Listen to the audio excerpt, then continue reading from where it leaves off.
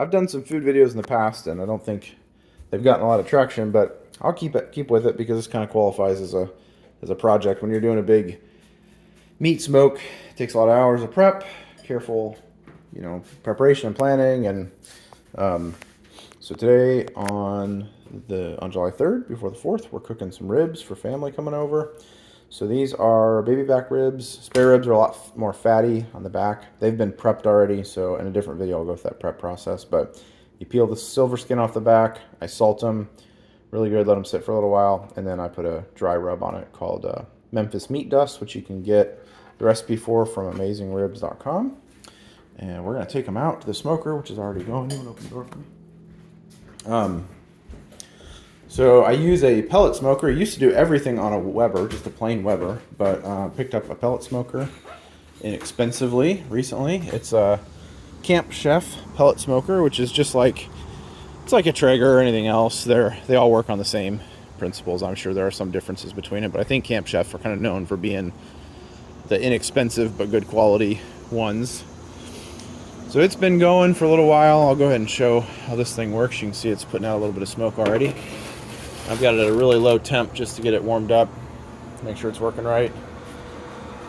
Got a hopper over here, pellets inside. The auger feeds pellets in. It's got a thermometer, and as the temperature drops, it feeds more pellets into a little firebox that's down in the center there. And it's got a fan that blows on that, and once a bunch of pellets get in there, the fire will actually go out, and it'll start smoking as it begins to ignite again. And that's what produces the smoke. This one I bought used and came with this really cool blanket, so don't need it today, but it's really good for like a winter smoke. It helps keep the smoker warm without having to burn through a bunch of fuel. And we are ready to put these on. I've got a digital thermometer here, which is inside. I'm going to go grab it really quick. I use an inexpensive, but I've found it to be fantastic digital thermometer. It's called a Govee. I don't know what the model number is. Let's see. It's a Govee H5198. And it's great. It's got 4 probes. Comes with really high quality probes. Turn it on. It'll connect here in a minute to my Wi-Fi. It just gives you a little bit of a peace of mind. I've had some issues with the smoker where the auger will get jammed or the pellets won't feed properly, and you'll end up losing your temperature for a while and have to unjam it. And that can really, if you're doing a smoke for 24 hours or something, that can really mess up your smoke. So, all right, we've got both probes going there. It's like it's an LED, so it's okay. Yeah, so we're good. We're gonna go and put these on. I'm just gonna lay them on here, touching with my hand, which is not ideal, but I'll go wash them off in a minute. See, right now we're putting out a lot of smoke. I've got two probes in there. Normally I'd put a probe in the meat, but I won't do that for ribs. So I'm just going to put a probe kind of at the back of the grill and one at the front, so I can kind of see the difference in temperature and make sure it's pretty even. I tried to get racks of ribs that are about the same, but it looks like this front one's quite a bit bigger and thicker than the back one. So the back one will cook a little bit quicker. So I'll keep an eye on that. Maybe flip it to the cold side. So there we go. Now just close the door and let it go.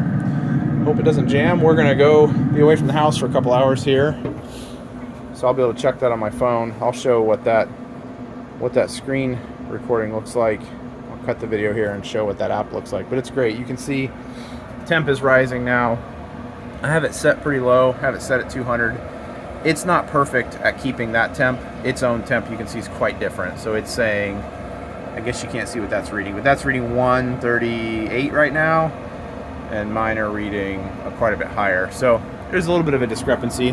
I like having multiple probes so you can just kind of get a feel for what's going on in the smoker. I'm going to turn this up to 225 and just leave it there. Plan on eating around 6. It's 10:40 right now. With ribs, you can't really test them by